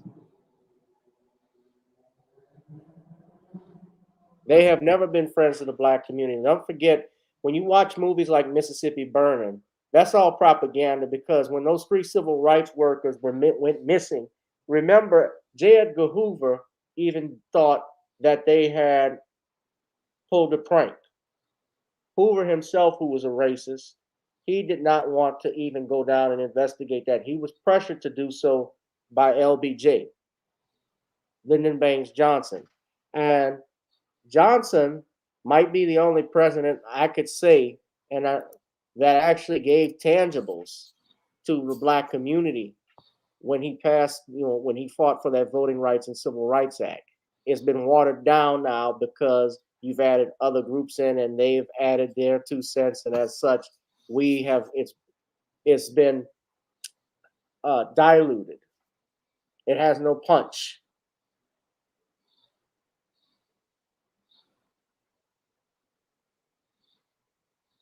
But I'm not surprised. And your Department of Justice closing the case on this because they said they don't have any evidence. Well, I know from a legal standpoint, you don't have to testify against yourself. Fifth Amendment. Yes, she has that right. She's not going to incriminate herself. And unfortunately, Mr. Tyson, I wish he had that camcorder rolling or a tape recorder rolling when she was saying all of this, which I believe she did, because God does that with your mind from time to time. You do something so bad, you slip. Because you see, that's on your conscience, and you're in your 80s, about to meet the Most High. At the end of your life, you'll be meeting the Most High, and God will cast judgment, and Emmett will be in the jury box.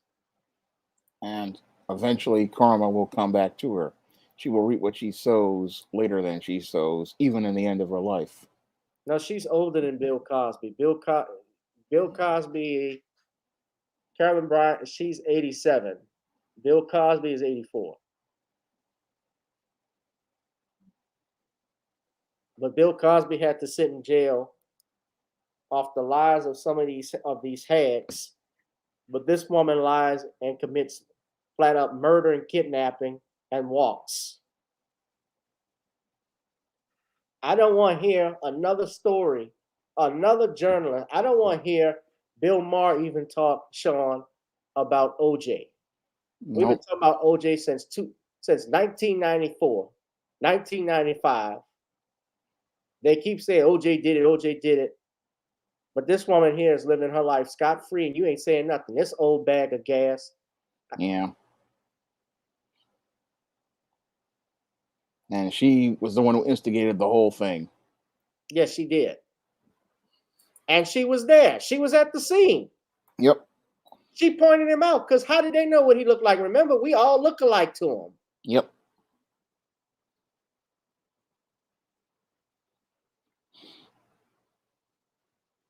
We all look alike. Funky dog-headed bitch, as Snoop Dogg would say. I just like these comments. Look at these comments on YouTube, two against her. Just look at it.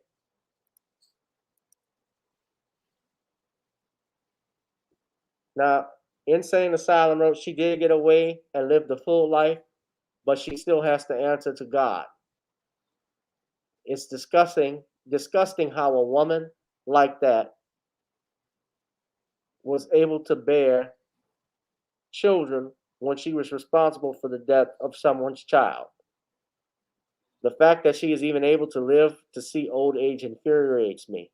Emmett didn't even make it to his sweet 16, all because of the lies of this woman told. The way the Sun speaks to the reporter reminds me nothing has changed. Absolutely. That Sun, may he rest in piss. And I know that's not the most Christian thing to say with Christmas time. But you know, Emmett didn't get to see many Christmases for whatever reason. And I know I know we have free will, and God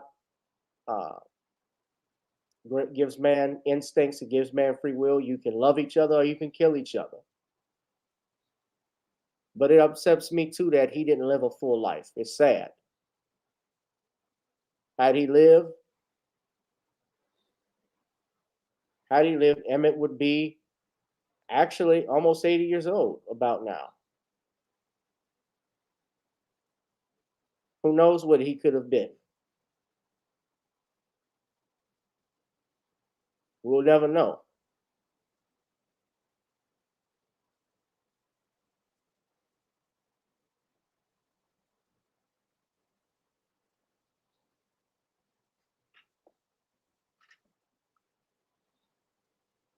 This could have been the first. We talk about having a first. What if he was the first black mayor of Chicago before Harold Washington? What if he was the first black president before Barack Obama, or governor of Illinois? Who knows? He could be a movie star. We will never know, because that life was snuffed violently and brutally by 3 cave beasts. Well, 2 cave beasts we know for sure, and we know this one lied.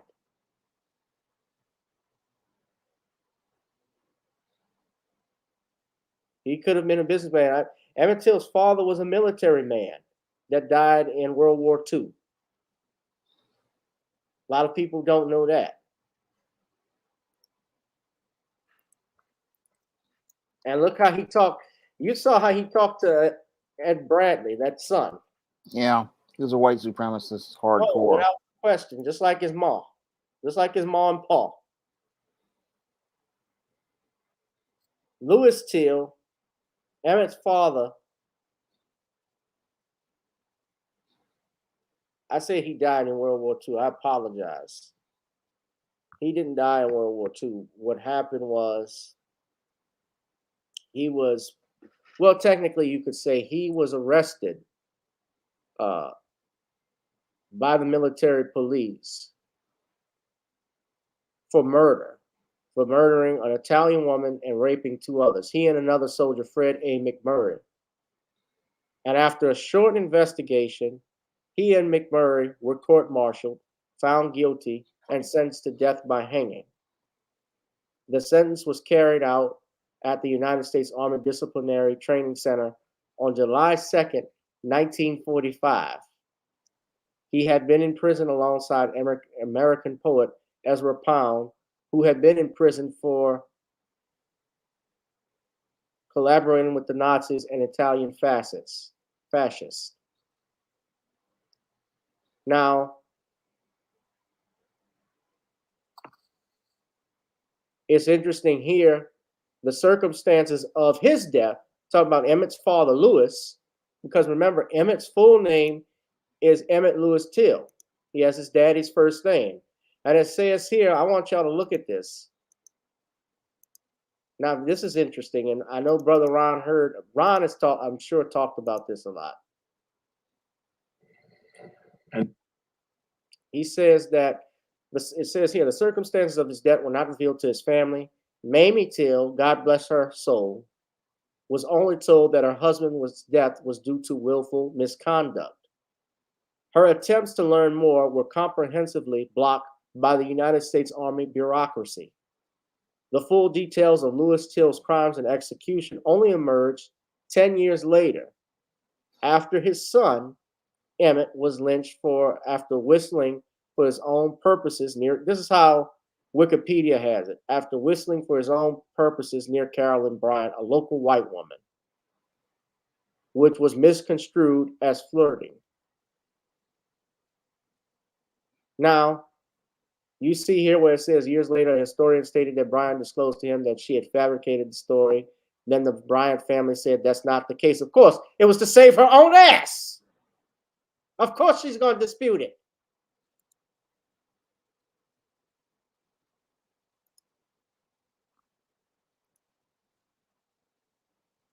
But look what they did to his father.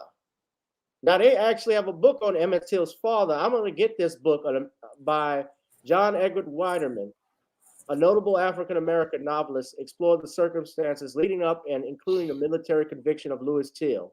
In the book, Writing to Save a Life, the Louis Till File, Weiderman examined, or is it Weiderman? I'll just say Weiderman, examined the trial record from the United States military, United States versus Louis Till.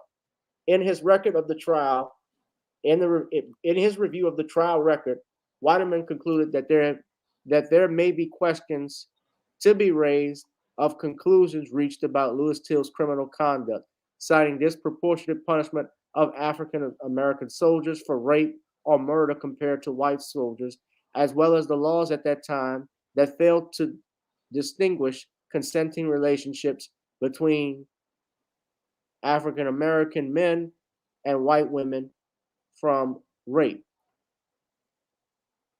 He suggested Louis Till's conviction and punishment may have been racially motivated, drawn in and from the transcript. Weiderman stated that he could not rescue Louis Till from prison and the hangman.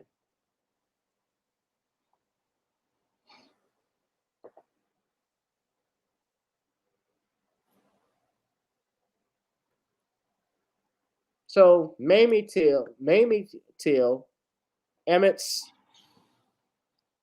mother and Louis's wife, has been fighting for years, dealing with the pain of losing her husband and her son. She lost her husband, then she lost her son 10 years later.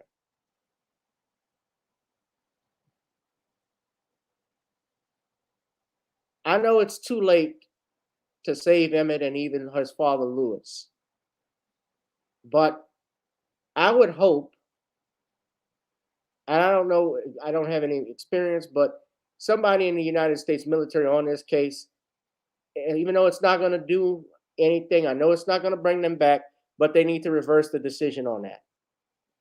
Because if from the record he's saying he didn't get a fair trial, and listen, military justice is different from trial justice, but if there is a way to reverse it, it needs to be. They need to look at it. Shawn, what do you have to say? Yeah, well, I have to say that, yeah, they do need to reverse this decision. And when I think about this decision as related to Emmett Till's father, I mean, we know military courts aren't very fair, especially towards black men. So he probably got railroaded and was just sent to die as a result of this. And this case really needs to be brought back up so that this man could be exonerated for a crime that possibly did not even happen. Yeah, and I could tell he didn't get a fair trial. You can tell, especially if you're accused of raping, you're a white woman. Remember, it wasn't Italian. She's a white woman. Yeah. And even back then, Europe, let me say about many of those soldiers in World War II, I have, my grandfathers, my uncles, they served in World War II. My great uncles, they all served in World War II overseas. My grandfather, my mother's father was in the army. Her cousin, his cousins, my cousin Percy, who lived to be about 100 and passed away, he was in the army. All of those guys, let me just say this, back in the day, when they were in the military and they were over there, they actually got to socialize with many of the European women there, the British women, the French, and the Italian. Yeah. They loved being around them, the black men. And I'll never forget a story, a guy, God bless him, A.C. Odell, when we evacuated from Katrina, he let us stay at his house for 2 months. And I have nothing but love and respect for him. God bless him and rest wherever you are, my friend. But he told me a story about his service in World War II and how he was with one of the British girls and girlfriend. And the girlfriend asked him, "Tell me, Albert, do you have a tail?" Disturbing. And he said, "No. What do you mean?" "Well, we were talking with your soldiers, those white soldiers, and they said, 'You blacks, you have a tail.'" And he stands up, pulls his pants down his shoulders, see no tail. And she said, those Yanks, I'll never believe a word that they say again. They lie. Of course they lied. They create all types of mythologies around black men.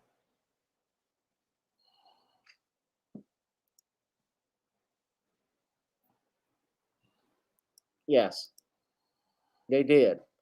You know what? We're gonna call for. I'm gonna do this. I'm gonna start a petition online. I'm gonna say this tonight. We're gonna start a petition to overturn Lewis Till's conviction, if we can. If it can be done, I definitely want to do that.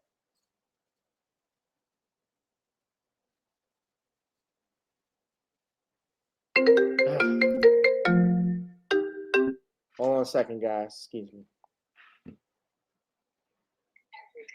Hold on. I'm in the middle of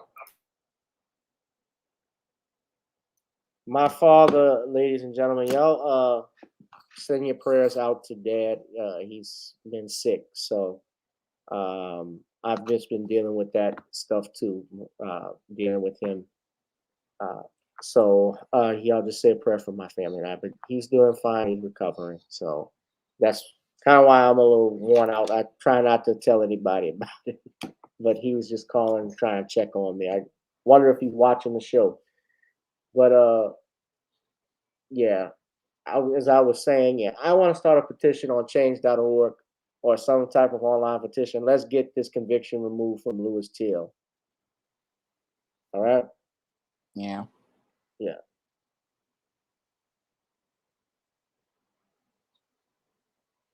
All right.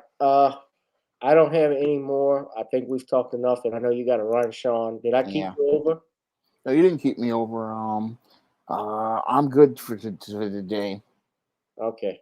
Now I can stay. I just stayed as long as you needed. So All right, guys. I need you to please, if you could, donate to the Cash App, to the Google Pay, to PayPal. You see the links at the bottom. Y'all, please hit that Cash App. Hit the like, share, and subscribe for when you go live. Thank you all for the prayers and so forth. Yeah, Dad had surgery uh, last Friday and had to go in. Just getting older with stuff. So we've been dealing with that. Um, yeah, hit that like, share, and subscribe, ladies and gentlemen. Hit the notification bell because when we go live, that way you'll all know when our show is starting. You'll get just live updates and also when I drop some videos. Now, I haven't dropped videos a lot lately, just part of being a busy man tied up with work and family. That yeah, happens. But I like doing my live streams. I do them and I'm consistent with them. We do this every Tuesday, every Thursday, and every Sunday. Sometimes I'll have a special where I will go live. But guys, you enjoy the rest of your night. I'm going to do some plugins right quick. Please go ahead if you have not. It's the holiday season. And speaking of season, add some seasonings to your dish. Try it on chicken, meat, or fish. Nonnies goes great with every dish, even on turkey, because you know, Nonnies is not just a seasoning, it's a special type of seasoning that can even surface as a rub, ladies and gentlemen. That's right. You can put it on roast beef, you can put it on chicken, you can put it on salad. You should try use some Nonnies. And Sean has just said, so it seems like he's going to buy a bottle real soon. Uh, send me the link. I'll pick one up. that's the link right there. That's the website. I will put that for you all, ladies and gentlemen. Please go there for the holidays, support the family. We're uh, trying to get it in stores. In January, I'm in the process of having a demonstration at a certain market where everything gets finalized. I was looking over there out here in Louisiana, across the West Bank. We're also looking at Dornax and Rouse's. So it's not easy getting your stuff in. You just got to meet the right people and network. That's essentially all this is. I mean, some of the most successful people in the world, it all came from not just being creative at their work, but who they knew. Right, Sean? The Yeah, relationship that they had. yeah. It's all about who you know because if you know the right people, they can help you get your product to the get bigger exposure and into a larger marketplace. That's what I'm trying to do on social media, trying to build my platform and try to reach more readers on the SJS Direct imprint, trying to get people to pick up my books and trying to get more people to know about my kind of content. I've reached a lot of people, but I want to try to reach a lot more. And if I run into the right person, I could probably blow up and go to the next level. Oh, you will. I'm going to reach out to some people too, Sean. 'Cause, if anybody I can help you, anything I can help you with, anybody I can get you in touch with for sure. Of course, hustling, trying to get my music played and get it in stores. I will work on songs. I'm not just an attorney. Uh, you know, we have different things we do. And you need to check out Video Soul. That's another way you can support me. Just listening to it on Spotify, Amazon, or Apple. Download that song Video Soul on Apple, ladies and gentlemen. And also check out iTunes. We got to get on up. Now, before I get on up, Sean, I want you to do one final plug-in for your books. Tell us, too, when the book for The Woman Crisis was going to be coming out. Well, it might be coming out in the fall of 2022. I'm like halfway through it, and I have a lot more to write in it, but I'm still working on it. So it's like we're getting there, but I have so much other stuff to do that I'm trying to find a time to just get this book finished. So I'm at the halfway point. I'm trying to get further along with this book, but I'm hoping to get it out sooner rather than later. Most definitely. So tell everybody about the books you have now that you're pushing, especially Stop Simping in Cyberspace. and a few other classics. All right. Well, the 2021 books of the SJS Direct imprint are available on Amazon.com, and you can pick up John Haynes' Taking Care of Business, which started the year, then ISIS Revenge of the Cyber Goddess, E-Steam Cancel Vacation, and you can also get Stop Simpin' in Cyberspace, the nonfiction book for 2021. All of these books are available in paperback and Kindle format on Amazon.com right now, and you can get your copies and share them with your family this holiday season. And you can also find digital versions on Amazon's Kindle. You can also find many of these books on Google Play, and you can also find books like Cancelication on Smashwords and the iBookstore. So all of these books are great gifts for members of your family and your friends.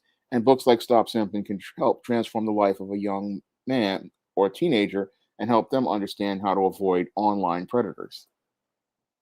And before I go, Sean, I do have one thing I wanted to ask you. You did a video about this, but I just noticed this was, I don't even watch this, but y'all may have seen or heard they came out and did another live in front of a studio audience, which is based off of Norman Lear's television shows. I didn't watch this, but about to do? have y'all seen this? Yeah, I've seen that embarrassment. For the school paper up in Harlem. Yeah, that's right. And the picture from Bernie is worth 1,000 words. So they have, I don't want to get a copyright strike, but We have they a have grown man acting like a child. David And the Wayne. Now David Wayne's is 60. David Wayne's is 60 playing a 12-year-old. Yeah. And then you have Kevin Hart, who was sitting on the lap of John Lithgow, which was one of the greatest facepalm moments I have ever seen in my life.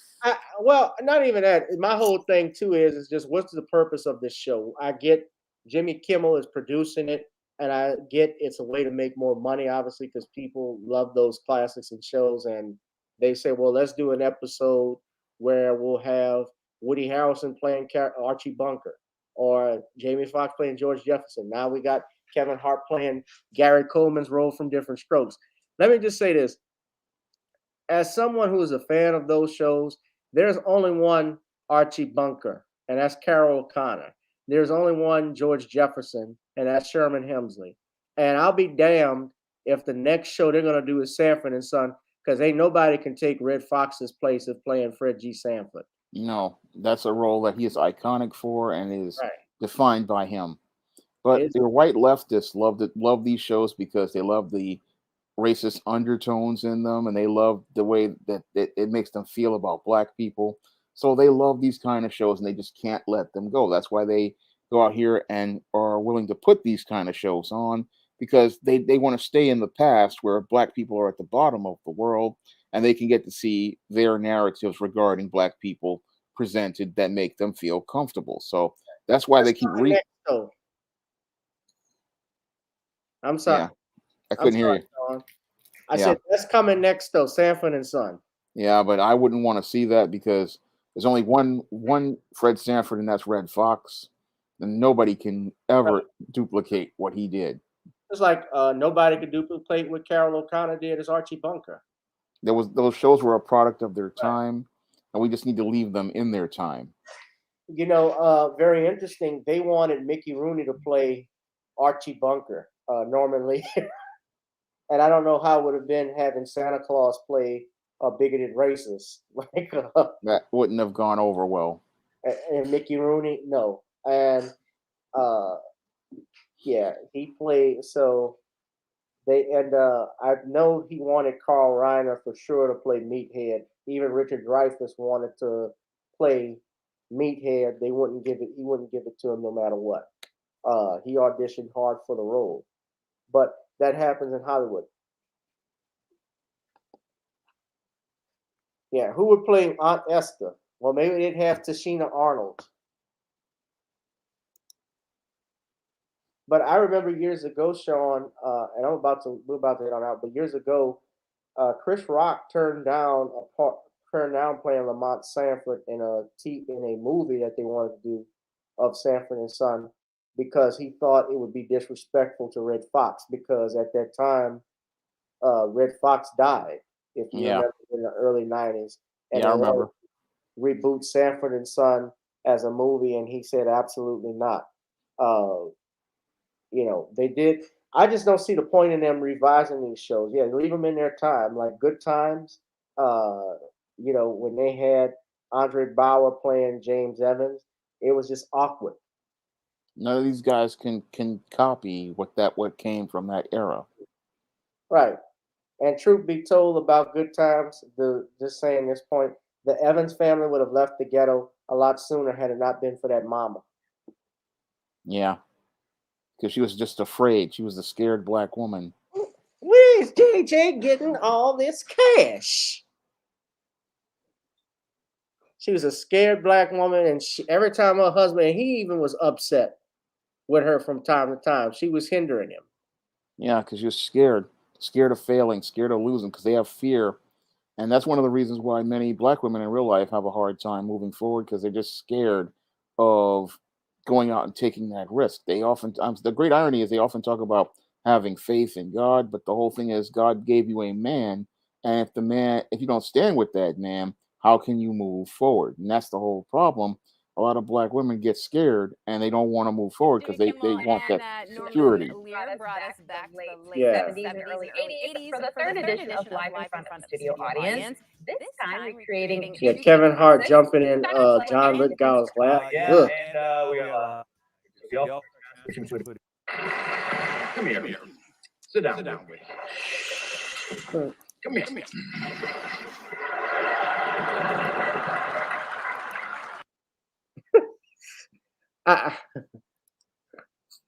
You don't even think that's funny at all. No, not funny at all when you see a grown man in another grown man's lap, emasculating himself and infantilizing himself.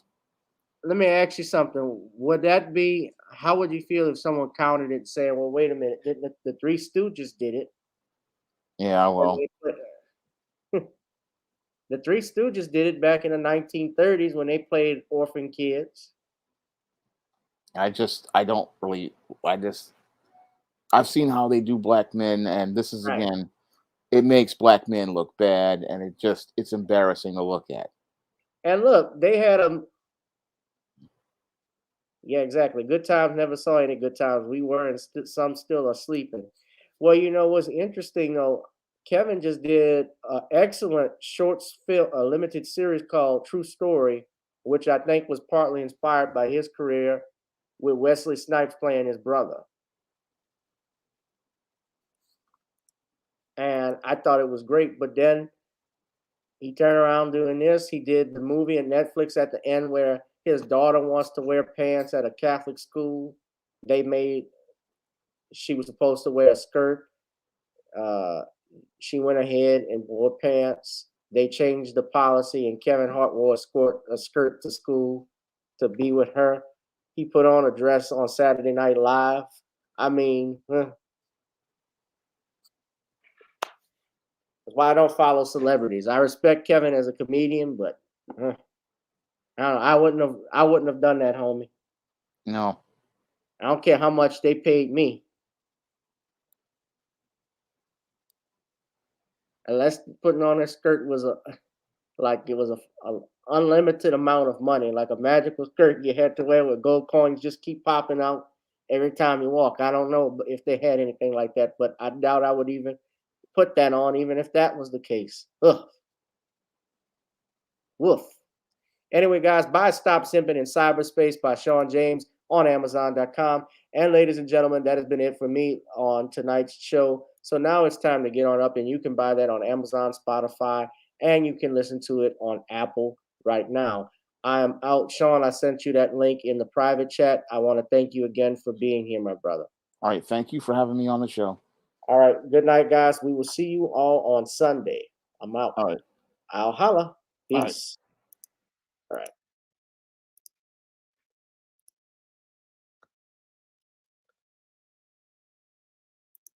When I take a critical examination of your Get On Up, I must say that the song is biased.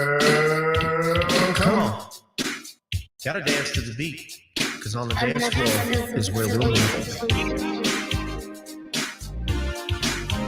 Show me what you got.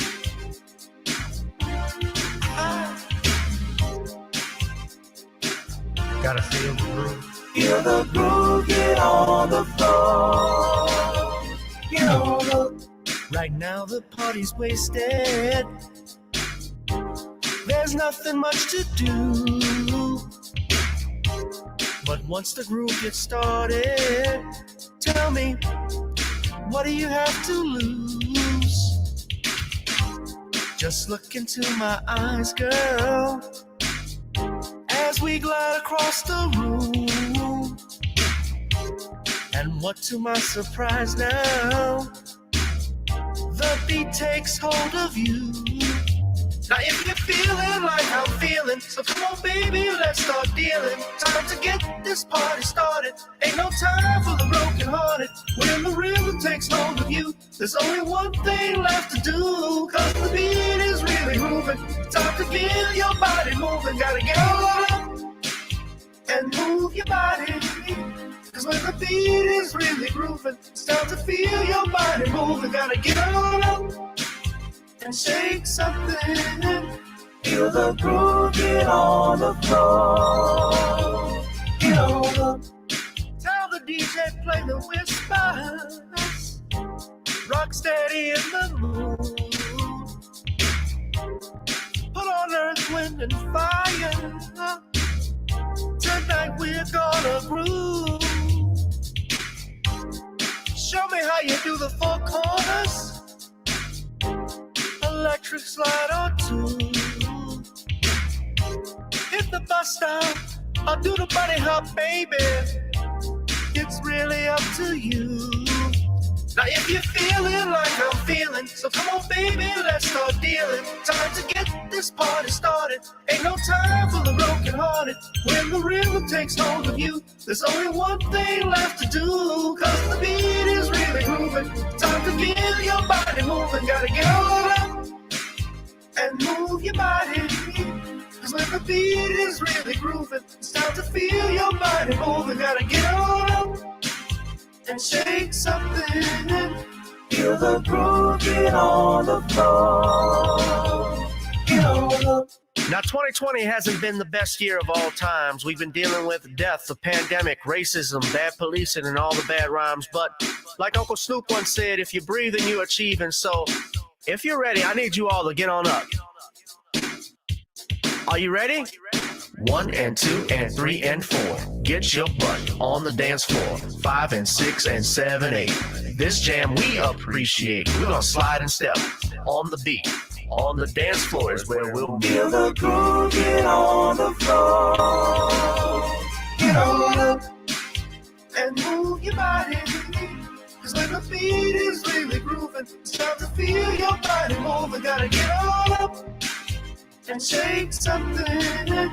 Feel the groove, get on the floor. Get on up. Baby, yeah, gotta get on up. Come on, baby, gotta get on up.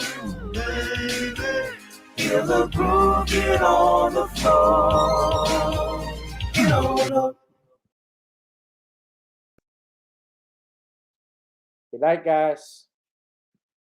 Remember to buy your Stop Simping in Cyberspace on Amazon.com and other locations where available. And you can also listen to Got to Get On Up on my Spotify channel under the moniker D Rich. That's all I have to say for this live stream. You can comment, rate, and subscribe.